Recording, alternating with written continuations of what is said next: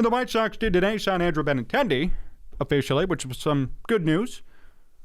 I contended last week when the report came out that this was a great signing, and now it's been made official. So 5-year, $75 million contract for Andrew Benintendi, largest contract ever they've given out, which says something. They are a Chicago team, I'm just saying. 5 years, $75 million, though, for Andrew Benintendi. I remember him in his Boston Red Sox days, another guy that White Sox could have traded for instead of Yohan Moncada. Benintendi was so solid out in Boston for a couple of years. I mean, I remember his rookie year, he came on the scene, and then 2017 and 2018 were great, kind of regressed a little bit. But went to KC and picked things back up, and last year suffered a power outage, but a stroke of genius when it comes to batting average. Only 5 home runs in 126 games. You might be wondering what the hell the White Sox doing here, but hit .304. Had 120 OPS plus. So 20% better than every hitter in Major League Baseball, which is, in my opinion, near elite, if not elite. You could count it as that. And was hitting .320 with the Royals before being traded to New York, and then hit .254. Andrew Benintendi is a talented player. He's an all-star. He's a Gold Glove Award winner. He's a Rookie of the Year runner-up. I think a lot of people underestimate what he's going to bring to the table for the White Sox. I think a lot of people don't know the name, don't know about him. They saw him this year. They said, okay, he can hit for average. What else can he do? So if Andrew Benintendi, the lefty, quote-unquote, keyword, is going to be playing at U.S. Cellular or Guaranteed Rate Field, he will hit home runs. He will. Short porch, out in right field. I can realistically see Andrew Benintendi hitting 20 home runs, hitting .305 again, or .300, .290, cashing in 70, 80 RBIs, and playing Gold Glove defense. I think it's an excellent signing by the White Sox. They targeted their guy right. Remember, too, it had something to do with the manager, Pedro Grifol. Grifol last year was coaching Benintendi on the Royals in the majors. Grifol wasn't the manager, but he was a bench coach.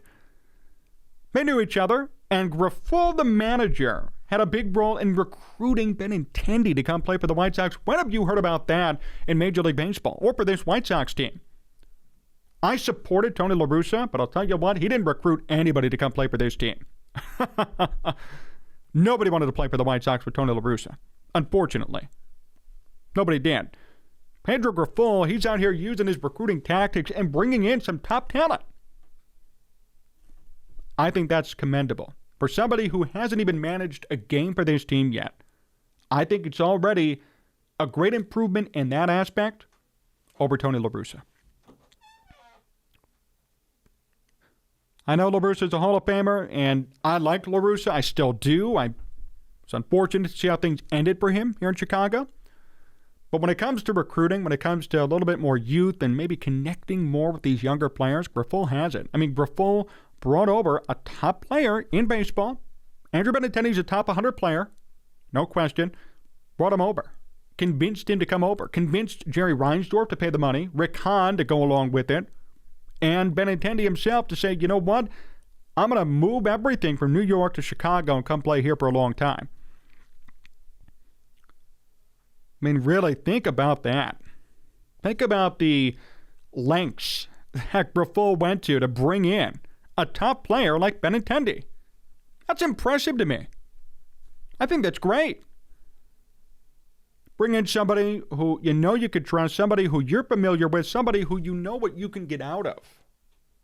You know he's going to hit 300. You know he might hit for about 20 home runs in a normal year. Maybe 70, 80 RBIs. I think that's impressive. I think it's something to consider. So, I love the move. And here's a controversial point. I guess that's why we're on the air, right? The Andrew Benintendi move, to me, is a better one than the Dansby Swanson move. I'll stand by that all day long. Because Andrew Benintendi is going to continue to produce for such a low cost, it's not even funny. Andrew Benintendi, if Dansby Swanson's getting that much money, I know he's playing shortstop, middle infield, but let's just say if we're looking purely at offensive numbers, Andrew Benintendi should have been getting $200 million. I'm just saying. I think the White Sox spent way better money, spent it more wisely than the Cubs.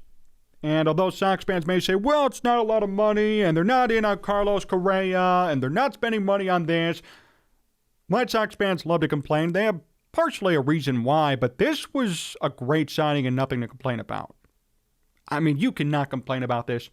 You can't complain about somebody who's going to produce for you, and you know it, based on the past, based on his entire career. Andrew Benintendi's had one bad year. He's always been good. He's always been solid. He hasn't been a superstar. He hasn't been elite per se, although last year you could argue maybe as far as batting average goes. But he's always been solid. He's always produced. Dansby Swanson hasn't. The Cubs made a riskier move and put too much money into somebody with so many risks. This was a smart move. This was a steal this offseason. It really was. I think it was great. I think the White Sox went out, and I think he's going to be such a great addition to this team. They needed an outfielder, too. You know, last year was supposed to be A.J. Pollock. White Sox made a trade. They traded Craig Kimbrell for A.J. Pollock straight up before the season. And I love that move, too. I know A.J. Pollock. A.J. Pollock has always been solid, but for some reason, he just did not catch on with the White Sox last year at all.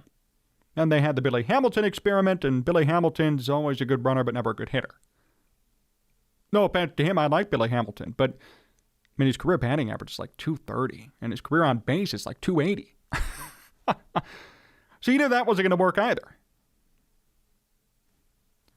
The White Sox had so many issues in the outfield last year and at second base, and they still haven't really addressed that fully. It's going to be Leury Garcia again with a 66 OPS plus, one of the worst qualified hitters in all of baseball last year.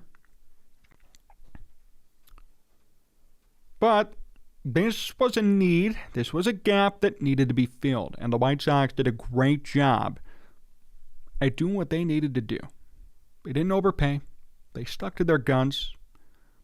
Everybody approved of it. The manager recruited it and made it happen.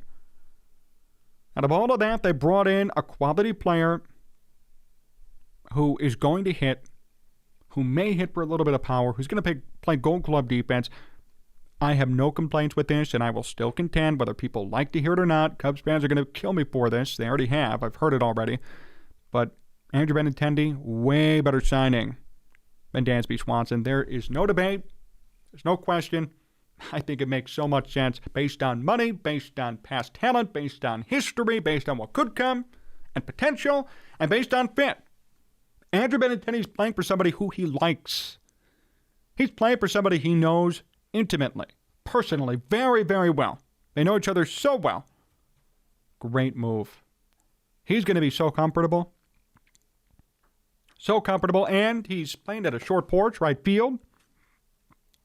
As a lefty, I think it's going to be outstanding. Whatever's going to come for him is going to be outstanding. There is no question about it. I think it's going to be great. Take a look at some of your comments here once more before we wrap up the hour here. Be Wicked, you guys should trade for Brian Reynolds and give my Pirates some top prospect pitchers so we have a chance at winning. I don't know when the Pirates are going to be good again, Be Wicked. And we talk about this in the Bears live stream all the time. I don't know when they're going to be good again. And it sucks because I grew up watching the Pirates suck for so long, then be good.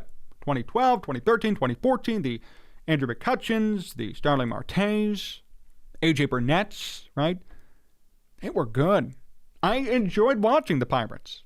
And then back to mediocrity they go. And it's unfortunate for them.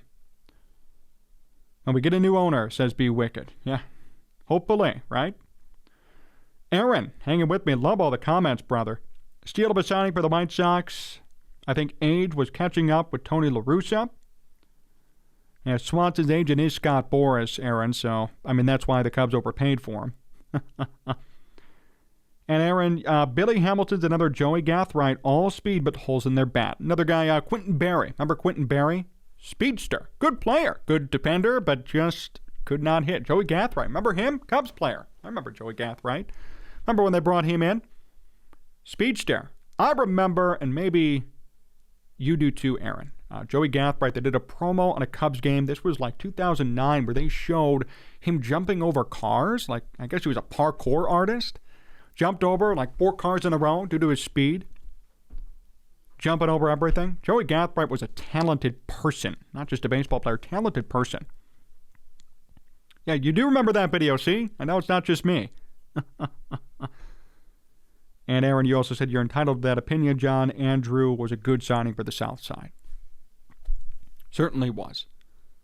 I think it was a great move. I think it's going to be one of the steals of the offseason. When we look back on the 2023 season in September, October, and we look at all the teams that spent all this money on all these players, some of them are going to pan out, some of them won't. It's the nature of the business. I think we will be talking about Andrew Benintendi a lot, in a good way. I think it's going to be a very positive thing. I really believe it. King Pookie Nation, why was the Dodgers in on Swanson? Yeah, so the Dodgers didn't get Swanson. Obviously, the Cubs did. The Dodgers were interested, but didn't pull the trigger. Dodgers have not spent a lot of money at all, actually. Kind of uncharacteristic of them. I did hear, though, from some hosts, some trusted people out in L.A., that the Dodgers were not planning on spending money, but now they lost Justin Turner. That core is slowly but surely aging and going away, and all they got is a half-year World Series championship out of it, so sometimes the pitfalls of spending too much money are apparent. I think that's something we're going to have to keep in mind as well.